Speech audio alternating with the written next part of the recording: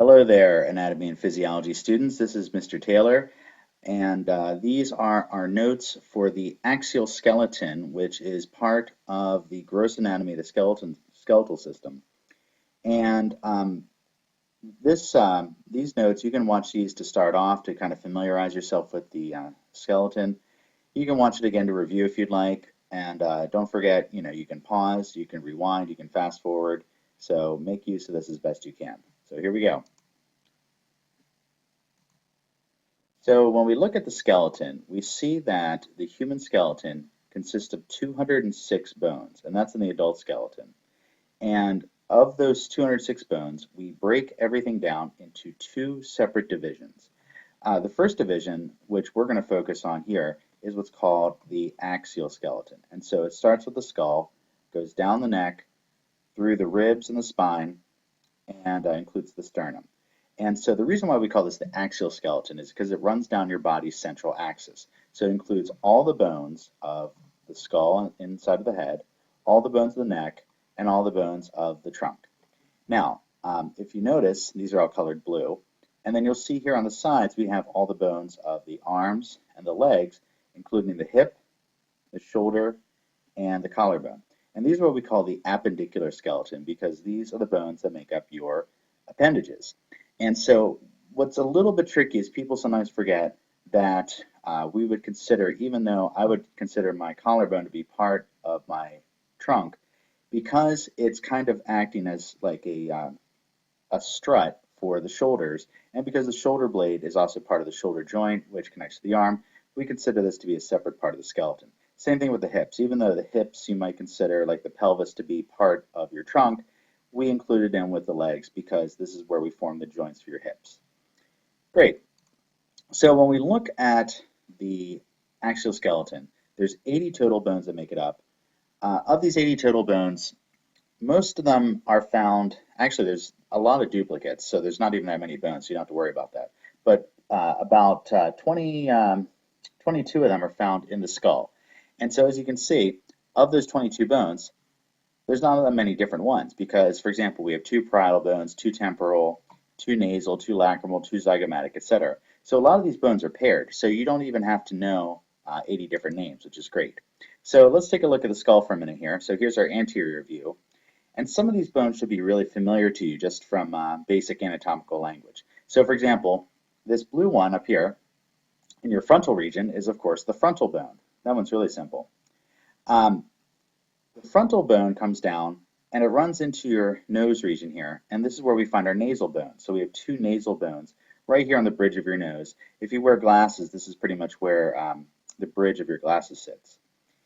Coming down from there, we see there's two large yellow bones here, so there's a left and a right. These are called your maxilla, and these contain all of your teeth. So your upper teeth, the sides of your nose, and into the cheek is all part of the maxilla. I always try to remember something to, help these names stick with me. So obviously, your frontal bones in your frontal region, your nasal bones in your nasal region. Those are easy. The maxilla, I always think, maxilla reminds me of Godzilla for some reason. And I always think of Godzilla having lots of teeth. So I think of that so I remember which bone this is. In the middle here, there's a little tiny, tiny bone that makes the nasal septum. This is called the vomer, and vomer, its nickname is the plowshare because it looks kind of like like an old school plow. So it's a very, very thin bone right here in the middle of the nose. We also have over here what are called the inferior nasal concha, which these are separate bones as well. There's a middle and a superior nasal concha, which are parts of the maxilla, but this happens to be a separate bone.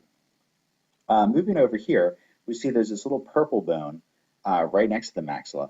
This is called your lacrimal bone, and the word lacrimal means related to tears. And if you look very carefully in this illustration, you can see there's a little tiny indentation in there. There's actually a drain that drains your tears away from the eye down into your nose, and that drain goes right through this bone, so that's how we get the name lacrimal bone. Moving along here, if we look next to the lacrimal bone, there's a little tiny orange bone right in here in the eye socket. This is the ethmoid bone, and we'll get a better look at that later when we look at a different view. Next to that, this green bone is the sphenoid, and so you can see the sphenoid on one side, here it is on the other side, and you can actually see it sticks out on the sides as well. The sphenoid kind of looks like a bat, and so you're actually looking like the ends of the wings here, and this is kind of more in the middle of the sphenoid bone, and that's another central bone that we'll see a little bit later. Moving over from that, you can see over here in our cheek area, in our buccal region, we find the zygomatic bone. And the zygomatic bone, it's right between the maxilla and the frontal bone, and it supports the bottom of the eye and supports your cheeks, and it extends backwards. You can see it's like a little region over here that forms what's called the zygomatic arch, and we'll see that in a minute too. Moving on down, on the bottom here, of course, we have the mandible, and the mandible is really interesting. It's the only movable bone in the entire skull. So all the other skull bones are fused together. They have no movement whatsoever, but the mandible is able to move independently, and of course, it contains all the bottom teeth. Great. There's a couple bones that we can see a little bit of, and we'll see them better again in another view. Over here on the side of the skull, this is your temporal bone, kind of near like the temple of the head. And up here, we have what's called the parietal bone, and there's two of them. You can actually see there's a little tiny division, and they actually sit just posterior to the frontal bone. So let's go to the next view and see what we can see. All right, there we go. So here we are doing our side view or lateral view of the skull. And so here's our nasal bone again. Here's our frontal, here's our maxilla, here's our zygomatic, and you can see here's the zygomatic arch that's formed between the zygomatic bone and the temporal bone. And so you can actually feel this on the side of your head. You can palpate this, and you can actually feel underneath of this, there's a little tiny indentation up here. This is where your jaw muscles go. So your jaw muscles come from the mandible, they run underneath the zygomatic arch, and they go into this area here on the temporal, parietal, and frontal bones. Here's the side of our sphenoid bone that we mentioned, the one that looks kind of like a bat, and we'll see that in a minute. Here's our ethmoid bone, of course, over here, and there's that little lacrimal canal that comes down through the lacrimal bone. Additionally, we can see another bone all the way in the back of the skull, and this is called the occipital bone. And so the occipital bone is the most posterior of all the skull bones. When we talk about skull bones, we can break them down to two categories. We have what are called the cranial bones that surround the skull. So the frontal bone, the parietal bone, occipital, temporal, sphenoid, ethmoid. These are all of our cranial bones because they all surround the brain. All the other bones we looked at are facial. So the mandible, the maxilla, nasal, the lacrimal, these are all facial bones. Oh, zygomatic too, almost forgot about that, because they make up the bones of the face. By the way, if you look at the temporal bone, it's really neat. It contains this little hole in the side here. This is your ear hole, and we call this the external auditory meatus. And it's the tube through which all sounds penetrate into reach the inner ear and the brain. Down here we also have a little tiny lump, and you can actually feel this right behind your ear. This is called the mastoid process. And mastoid, like a mastectomy or a mammogram, I guess that didn't really work. Anyway, it means breast-like. And so apparently when people describe this, they describe its rounded structure as being breast-like. This is actually pretty important because one of the major muscles that turns your head is situated right here onto this. And there's a little tiny pointy thing called the styloid process, which is also a muscle attachment point. Great. So that's probably about all the details we can see in this view. There's one other thing, though. We're going to move away from the skull for a second, and we're going to look down into the neck. You might notice there's this little funky bone down here that's kind of floating. That is called your hyoid, and it's very special because that is the only bone in your entire body that does not form a joint. It is the floating bone of the body, and it hangs out on your neck. You can actually feel it. So if you look very carefully at this illustration, if you go back from your jaw, just inferior to your jaw, you can feel this in the cervical region, and it's actually your tongue is rooted to this. So your tongue goes all the way down from the inside of your mouth all the way down here to this hyoid. And so when you speak, you can actually feel the hyoid kind of move up and down as your tongue moves back and forth. It's really pretty cool. It also holds open your windpipe. So if you notice it's kind of shaped like a letter U, your windpipe or trachea goes right down through here, and your larynx. Up here on the neck, we can see these are our cervical vertebrae. And so we can see there's a hole here in the bottom of the occipital bone. This is called the foramen magnum. Next to that, we have the C1 bone, or what we call the Atlas. And if you remember from Greek mythology, Atlas was the Titan who held the earth up on his shoulders. Well, guess what?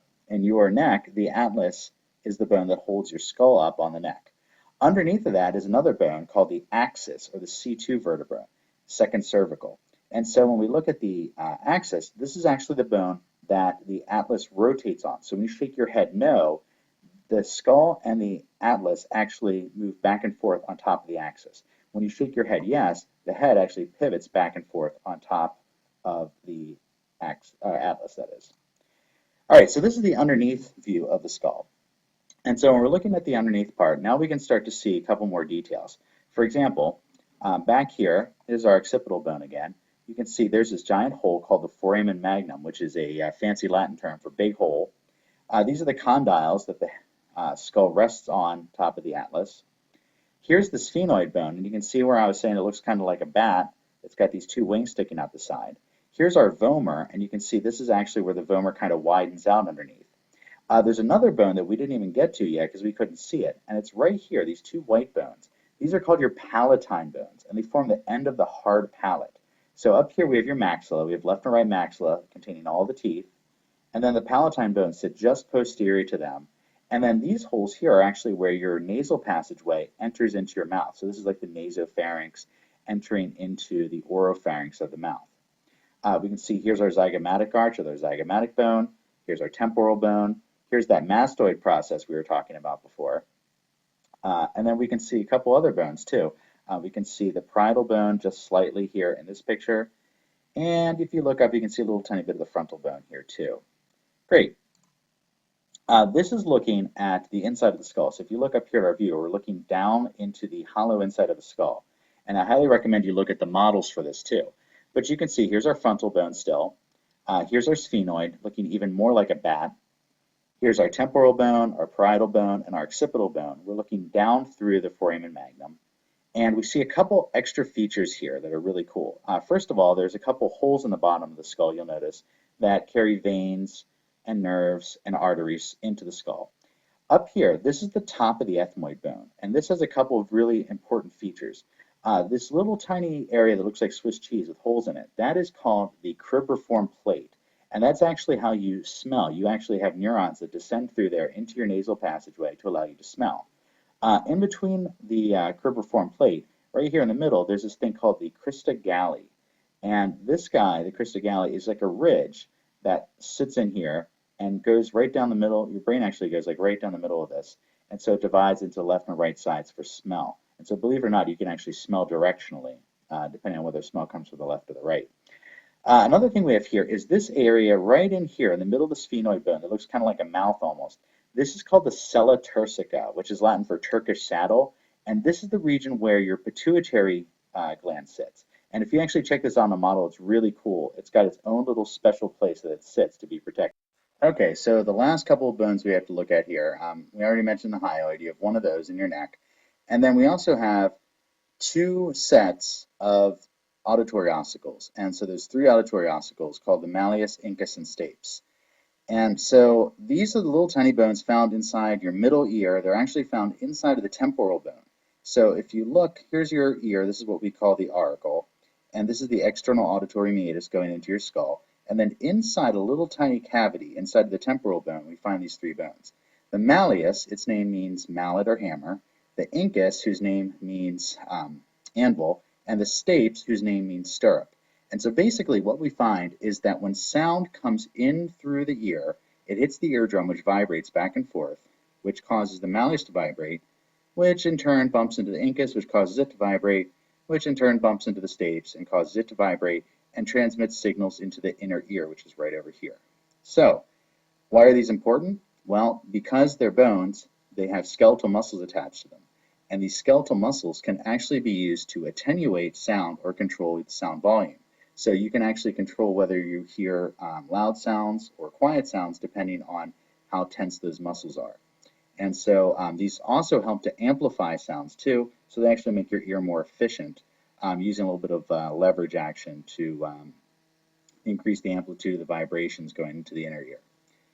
All right, so that's it for this part. I'm going to make a second part here that's going to go on into the trunk, but if you have anything you're not sure about, go back and watch this video again. Thank you.